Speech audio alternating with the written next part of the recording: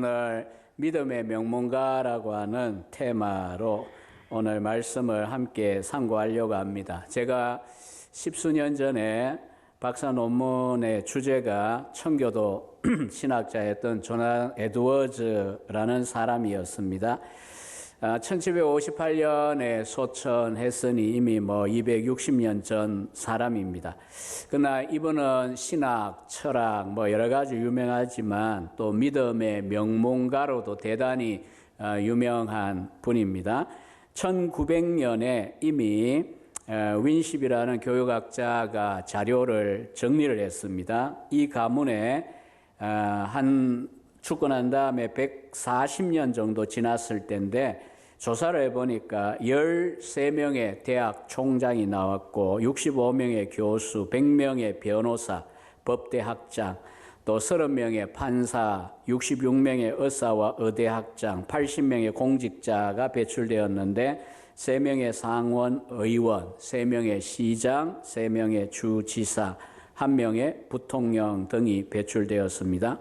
목회자는 300명 이렇게 배출되었습니다. 워낙 이 가정이 유명했어요. 지난 2007년 12월 15일 KBS 1 특파원 현장 보고라고 하는 공영방송 시간에 한 7분 정도 이제 2007년 기준으로 해서 8대에 걸친 가정에 대한 소개를 했습니다. 이 공영방송 성격상 외적인 이런 참 멋진 가정이다 소개는 할 수 있는데 이유가 뭐냐를 말하기는 어렵겠죠. 그러나 어쨌든 이 에드워즈 목사님의 가정은 믿음의 명문가입니다. 명문가라는 단어 좀 불편하신 분들 어쨌든 믿음의 강조점이 있고요. 늘 마음 가운데 이제 나이가 들고 부모가 되고 할아버지 할머니가 되면 더 그렇지만은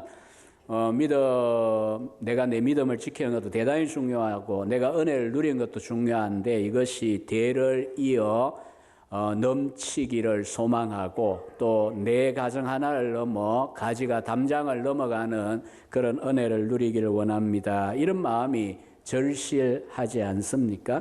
그러나 이제 이 에드워즈 목사님 같은 원래 그런 분, 원래 훌륭한 분, 대단한 분 그런 거 아니냐, 우리와 무슨 관계가 있냐 이런 생각을 하기가 쉬운데요. 한 사람을 신학을 정오하려고 하다 보면 역사적 배경이나 가족사도 이제 연구를 할 수밖에 없어요. 할머니가 계신데 대단히 훌륭한 게 아니고요. 청교도 시대에 굉장히 추문이었어요. 집을 나간다든지 정신질환이 있고 또 이제 그 자매 중에는 도끼로 형제를 찍어 죽이고 이런 하여튼 굉장히 문제 많은 터털 집안이 자기 할머니였어요. 그래서 그 자기 아버지 티모시 에드워즈 목사님이 하버드에서 신학을 공부하며 참 어려움을 많이 겪었던 그런 가정입니다. 그러니까 아무리 이제 역사적으로 훌륭한 믿음의 명문가를 이루어도 가만히 거슬러 올라가 보면 원래 그런 건 아닙니다. 누군가는 결단을 하고 믿음의 가문을 열어야 됩니다.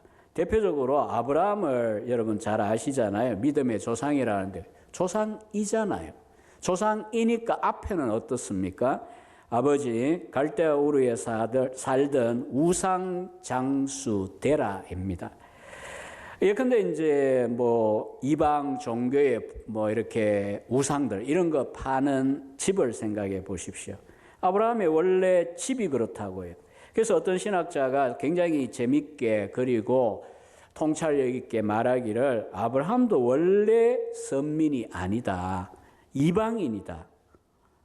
유대인도 아니잖아요. 유대인은 나중에 이제 선택되니까 이제 그의 후손들이 유다인 이렇게 되는 거고요. 아무튼 이 아브라함도 하나님의 부르심을 받고 그 말씀에 순종함으로 지난 4000년 동안 믿음의 본으로 믿음의 조상으로 우리가 존경을 하고 있습니다.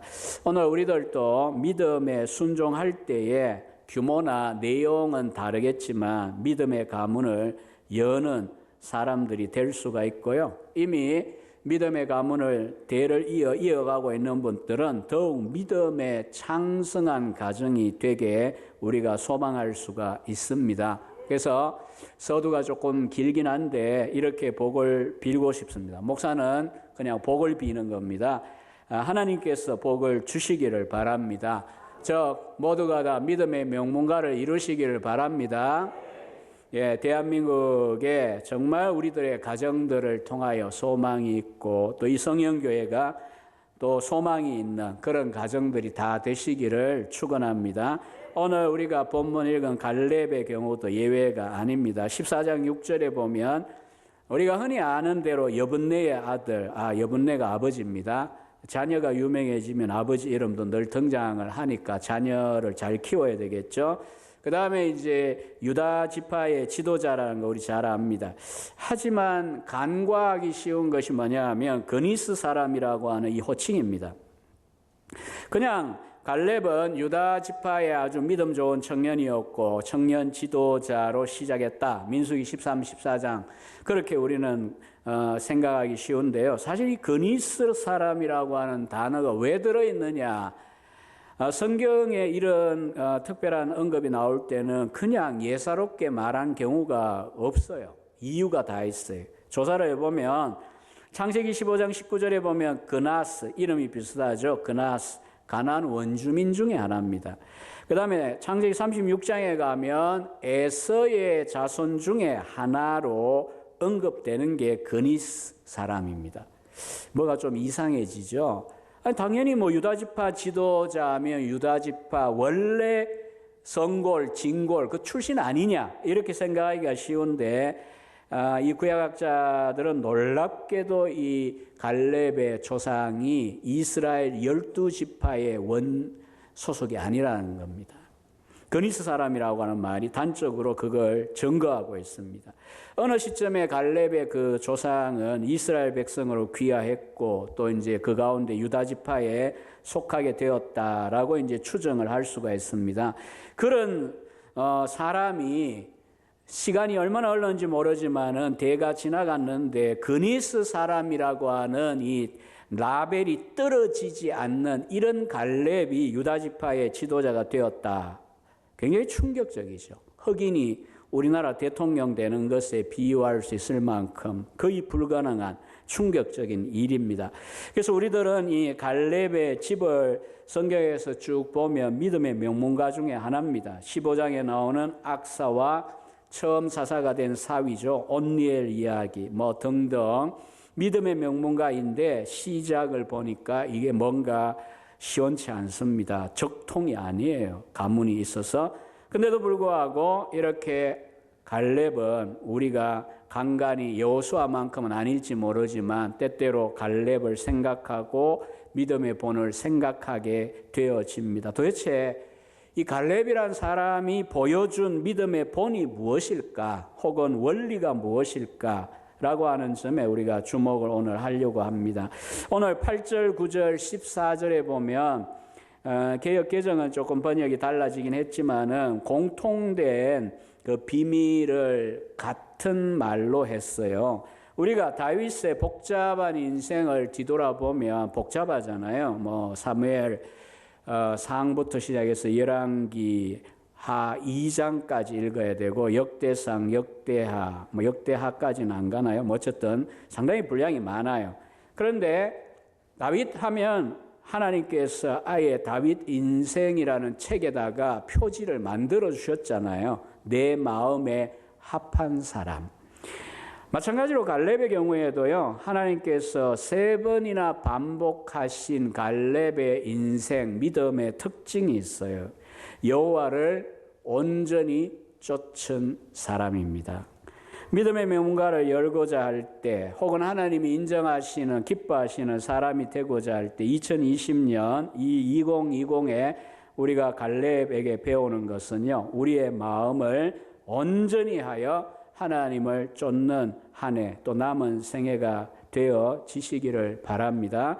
여러분들이 임내송을 지난주부터 제가 보니까 이 노래 부르잖아요. 갈렙과 연관된 여호수아 14장의 본문을 가지고 바로 그 갈렙입니다. 하나님을 온전히 쫓은 사람. 영어 단어 써서 미안합니다만 wholeheartedly, 그러니까 전심으로 온 마음 다하여 하나님을 쫓고 하나님께 순종한 사람이 갈렙이라는 인생의 특징입니다. 이게 뭐 경제적으로 얼마나 왕성하냐, 또 혹은 건강이 얼마나 탁월하냐, 재주와 기술이, 학문이 얼마나 탁월하냐의 이야기가 아니라 그 마음이 하나님을 온전히 쫓았다이니까 남 이야기 아니죠. 저와 여러분들에게 다 열려있는 가능성입니다. 다른 거는 차이가 다 있어요. 그러나 어쨌든 우리가 온 마음을 다하여 하나님을 쫓고 하나님을 사랑할 수 있는 길에는 누구도 열외자가 되지 않으셔도 되고요. 누구나 가능합니다. 하나님께 소망을 가진다면. 그렇게 할 때 하나님께서 귀하게 여기시고 복을 주실 것입니다. 오늘 본문에서 나누어 세 가지의 그 내용을 입증이랄까요, 사례랄까요, 갈렙에게서 마음을 온전히 하여 하나님을 쫓는다고 하는 게 무엇인지를 우리가 생각을 해보겠습니다. 첫 번째는 6절부터 8절에 보면 여호수아 앞에 섰을 때는 85세지만은 45년 전을 회상하면서 말을 시작하는데 거기에 첫 번째 내용이 나옵니다. 예컨대 이제 우리가 잘 아는 민수기 13, 14장에 나오는 12 정탐꾼이 가나안 땅 정탐하고 보고했던 내용을 언급합니다. 10명, 다수파죠. 다수파는 가나안 정복 전쟁이 불가능하다. 거기는 뭐 아주 네피림이 있고 장대 같은 요즘 같으면 뭐 전봇대 같은 그런 인간들이 있고 우리는 메뚜기 같다. 이렇게 하면서 백성들의 간담을 다 녹아버리게 만들었죠. 반면에 갈렙은 어떻게 보고했다고 합니까? 내가 성실한 마음으로 모세에게 보고했다. 8절. 근데 이 성실한 마음으로, 물론 이제 성실하게, 남들은 그러면 성실하지 않겠는가? 사실은 아니죠. 10명의 보고는 굉장히 과학적이고 객관적이고 합리적이고 정확하고 신문 기자 같은 보고입니다. 정확하게 보고한 거예요. 다만 뭐가 빠졌습니까? 성실한 마음은 NIV 영어 성경을 보면 나의 확신들을 따라 라고 번역이 되어 있어요. 확신들을 따라. 뭐 또 다르게는 뭐 내 마음에 있는 대로 이렇게 번역할 수도 있고요. 그런데 무슨 말이냐 하면 갈렙은 현상과 실제 보이는 것만 아니라 믿음의 렌즈를 끼고 또 하나님의 관점에서 그렇게 보고를 했다는 것입니다. 그래서 그 보고가 무엇입니까? 아주 말씀하신 대로 적각꿀이 흐르는 심히 아름다운 땅이더라. 물론 눈으로 보기에 그 아주 아낙, 자손 혹은 네피림들 아주 대단하다. 그러나 저들에게는 보호자가 없다. 저들을 도울 신이 없다. 그러나 우리는 하나님께서 우리와 함께 하시고 우리 보고 주시겠다고 하신 것이니까 두려워할 필요 없다. 가자. 심지어 굉장히 멋있는 표현도 했잖아요. 그들은 우리의 먹이라. 그들은 우리의 밥이라. 개혁에는요. 밥이라가 우리에게 더 이제 와닿죠. 우리 다 밥이다. 밥은 먹어 치워야 되는 거죠. 이렇게까지 이야기하면서 이제 가나안에 올라가자라고 했다가 이제 단 둘만 낳고 나머지 거역했던 60만 회중은 38년 뺑뺑이를 돌다가 다 죽게 되잖아요. 여러분이 갈렙의 보고를 보시면 무슨 생각이 드십니까? 갈렙은요, 외적으로 현상적으로 볼 때는 앞에 10명이 틀리지 않았다는 걸 압니다. 눈에 보기에는 그래요. 우리 눈에 보기에는. 그러나 하나님을 기억했습니다. 지난 몇 년 동안 출애굽이라는 그 역사적인 엄청난 기적의 사건, 그게 어떻게 인간이 했습니까? 하나님의 강한 손과 편팔로 일어났던 일을 기억하고요. 그 광야길을 걸으면서 만나 메추라기 먹을 거 공급하셨고 또 뿐만 아니라 얼마나 낮에 뜨겁고 밤에 기온이 또 하강합니까? 근데 거기다 구름 기둥, 낮에는 에어 컨디셔너죠. 밤에는 불기둥, 그건 바로 난방기입니다. 그래서 60만의 그 이스라엘 백성들을 보호하셨던 그 하나님, 또 아말렉 전투와 같은 그런 전투들 속에서 기적을 베푸셨던 그 하나님을 바라보았습니다. 그렇기 때문에 갈렙은 가나안 땅에 대하여서도 보고할 때에 그런 하나님께서 우리들에게 주신 땅이니 우리가 보기에는 대안이 없을지 몰라도 하나님께서 앞서 싸우시고 우리에게 기업으로 주실 것이다라고 하는 믿음을 가지고 보고했던 것입니다. 오늘 저는 여러분들이 살아가는 이 현실, 이 시대 어떻습니까? 굉장히 낙관적이고 밝습니까? 무슨 5G에다가 또 4차 혁명이니 굉장히 보랏빛을 테크니션들은 이야기하고 있는데 과연 보랏빛일까요? 지금 우리 앞에 있는 미래가 800만 명에 육박한 백두산이라고 하는 실제 가능할 수 있는 백두산 폭발에 대한 영화를 들어들 보셨나요? 남 이야기 아니고요. 소설 아니고요. 판타지 아닙니다. 우리에게 가능성 있는 대재난에 대한 예고를 영화는 담아낸 거예요. 어쨌든 이 시대는 너무나 경제적으로 우울하고 제가 좋아하는 표현하면 우글쭈글하게 만듭니다. 이 시대 현상을 보고 있으면 교회요 굉장히 힘들어요. 전국 교회들 다녀보면 주일학교 없는 교회 많습니다. 정말 다음 세대가 어둡습니다. 그래서 이런 현실들만 보면서 안 된다, 안 되겠지, 될 리가 있냐 이렇게 이제 현상만 보고 판단하면 바로 10명에 멸망당할 다수파가 되는 겁니다. 우리는 갈렙과 여호수아가 그랬던 것처럼 그때나 지금이나 어렵긴 똑같습니다. 종교개혁 때도 어려웠습니다. 순교의 시대였습니다. 우리 조상들 또 우리 40년 전 79년에 개척을 하신 우리 여러분 담임 목사님 지나온 제가 이 목회기를 제가 거의 모릅니다만은 얼마나 많은 어려움들 속에 오셨겠어요. 그러나 우리가 하나님을 바라보고 전심으로 하나님이 불변이라는 것을 알 때에 하나님에 대한 기대를 가지고 우리의 밥이다 이렇게 표현할 수가 있는 겁니다. 역대하 16장 9절에 보면 하나님의 안타까운 마음을 우리들에게 이렇게 말씀해요. 여호와의 눈은 온 땅을 두루 감찰하시어 누구를 찾느냐? 전심으로 자기에게 향하는 자를 찾으세요. 뭐 하시려고요?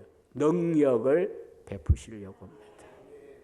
두 번째는 85세의 이 할아버지 갈렙이 여호수아 앞에 서서 하는 말들을 주목해 보면 그가 마음을 온전히 하여 하나님을 쫓는다는 게 무엇인지를 보여줍니다. 10절과 11절에 보면 이제 보소서 여호와께서 이 말씀을 모세에게 이르신 때로부터 이스라엘이 광야에서 방황한 이 45년 동안을 여호와께서 말씀하신 대로 본문에 없지만 남들은 다 멸망했어요. 그러나 오늘 본문에 이어지는 말은요. 나를 생존하게 하셨나이다. 오늘날 내가 85세로 돼 모세가 나를 보내던 날과 같이 오늘 또 내가 여전히 강건하니 내 힘이 그때나 지금이나 같아서 싸움에나 출입에 감당할 수 있습니다. 라고 하는 고백을 하고 있습니다. 85세 때입니다. 45대가 아닌 85세 때 이 갈렙은 이렇게 고백합니다. 지금 이제 가나안 정복 전쟁의 대세가 거의 이제 기울은 상태이지만 남은 전투가 남아 있었습니다. 근데 그 85세쯤 되면 이제 그만하고 나는 이제 원래 그 믿음에 소위 말하면 하나님 인정받아가지고 아무데나 그냥 너 땅 해라라고 하신 게 있기 때문에 나는 정복하는데 아무데나 가서 이제 은퇴할래요. 이렇게 한 게 아니에요. 몸도 건강합니다. 여전하대요. 출입이라고 하는 것은 자기 할 일 자기 알아서 한다는 거예요. 그 다음에 사명에서 은퇴라는 것을 몰라요. 삶의 의욕이 아주 충만한 모습을 보여줍니다. 45년의 시간이라고 하는 것은 대단히 긴 시간입니다. 아득한 시간입니다. 사람들은 그 시간 동안에 한때는 믿음의 용기를 바라고 젊어서 만용으로 뭔가 멋있게 있다가 이제 나이가 들어가면서 변질되거나 아니면은 반짝하다가 그냥 역사의 무대 뒤로 사라지기가 쉽습니다. 그러나 45년의 생애 동안 갈렙은 조금도 변질이 되지 않았어요. 저는 그래서 이것을 보고 우리나라에도 있는 상록수 인생 이렇게 표현하고 싶어요. 에버그린, 항상 푸르른. 다니엘도 80대에 보면 민첩함이 젊은이들 못지 않았습니다. 그와 같은 인생. 그 비결이 뭐죠? 여호와께서 말씀하신 대로. 오늘 우리는 갈렙의 이 고백 가운데 몇 번 반복되는 공통된 단어가 온전히 쫓았다 하나고요. 또 하나는요, 하나님의 말씀대로입니다. 하나님 말씀대로 살아갈 때에 사람은 변치 않습니다. 40년, 30년, 20년은 커녕요 2020년도 시작하고 좀 지나가고 나면 새해 결심이 뭔지 우리 헷갈립니다. 혹은 알아도 변하기도 쉬워요. 사람도 변하기 쉽습니다. 그러나 하나님은 불변에 영원하신 분입니다. 그래서 그 말씀은 불변입니다. 그래서 그 말씀에 우리가 우리의 생을 걸 때에 하나님 말씀 때문에 우리가 변치 않고 갈렙과 같이 혹은 갈렙과 유사하게 살아갈 수가 있는 것입니다. 그리고 한 가지 더 이제 헤브론에 대한 이야기를 하고 마치겠습니다. 헤브론은 옛날 이름을 기럇 아르바라 이렇게 말했는데요. 왜 헤브론일까요? 첫 번째 이유는 옛날에 그 소문만 듣고 이스라엘을 쫄딱 망하게 했던 그 사람들인데 믿음으로 말했던 자기가 싸워야 된다. 이 이유가 있는 거고요. 두 번째는 좀 더 생각해 보면 헤브론은 믿음의 아주 유서가 깊은 장소입니다. 아브라함이 천사들의 방문을 받았던 마므레 상수리 숲을 헤브론에 있습니다. 이삭의 출생의 예언을 들었고 거기에 조상들이 거했고 아브라함과 사라, 이삭, 리브가, 야곱, 레아가 묻힌 땅입니다. 이처럼 헤브론은 이스라엘 백성을 낳은 믿음의 족장들의 자취가 남아있는 유서 깊은 땅입니다. 갈렙은 이처럼 당시에도 비옥한 땅이나 초장이나 아니면 바닷가에 평야들도 있었지만은 다 눈여겨보지 않고요. 신앙의 명소, 조상들의 흔적이 남아있는, 무덤이 여전히 남아있는 바로 그 자리를 자기의 기업으로 요구한 것입니다. 옛적 믿음의 선배들 이야기를 들으면 교회당을 가까이 하기 위하여 집을 팔고 여러분 그러한 게 아니고 옛날 믿음 선배들 그랬다고요. 그런 분들이라든지 교회를 중요하게 생각하고 또 혹은 주의를 지키기 위하여 농사 짓던 분들 농사 신경 안 쓰고 떨어지든지 말든지 그런 분들 또 올해가 특별히 미국 역사 가운데 400주년의 뜻깊은 해가 1620년 메이플라워 타고 청교도들이 영국에 좋은 거 버리고 미국에 아주 그 인디언들 살던 원시 지역에 건너간 400주년입니다. 그들이 원했던 건 딱 한 가지입니다. 자유로이 하나님을 예배하고 그리고 믿음의 공동체를 후손들에게 물려주겠다 이거였거든요. 그래서 지금 미국에 대한 평가야 긍정 부정으로 우리가 물론 다 할 수 있습니다만 어쨌든 그 속의 시작에는 바로 이 믿음의 모험이 들어있다는 걸 우리가 생각을 할 수가 있습니다. 말씀을 맺고자 합니다. 온 마음을 다하여 하나님을 믿고 순종했던 이 갈렙이라는 사람 짧은 시간에 다 말할 수는 없습니다. 다만 그가 그렇게도 하나님께 인정받고 지난 3,500년 동안 우리의 입에 동서고금을 물러나고 자주 등장하게 된 배경이 뭘까? 이유가 뭘까? 온 마음을 다하여 하나님을 순종하고 믿었던 사람이라고 하는 사실입니다.